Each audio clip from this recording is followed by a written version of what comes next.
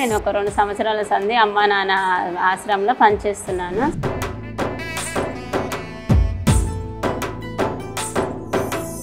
Master గారు ఏవైతే ఇవ్వమంటారో అవి అప్పటికప్పుడు క్లీన్ చేసి మంచి చూసి లేత చూసి ఖరాబ్ అయిన పడేసి అవి మంచి కట్ చేసి పంపిస్తాము.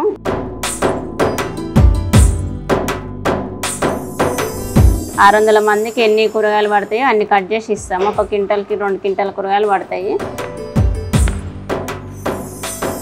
వాళ్ళు కూడా మన పిల్లలే కదా, మనం కూడా వాళ్ళకి మంచిగా పెట్టాలి కదా.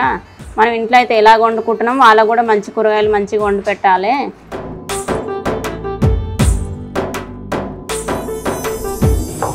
ఇదే కిచెన్, కట్ చేసిన కూరగాయలు ఇక్కడ మాస్టర్కి ఇస్తున్నాను. రోజు ఇలాగే మేము కూరగాయలు కడిగి కట్ చేసి వంట మాస్టర్కి ఇచ్చేస్తాం.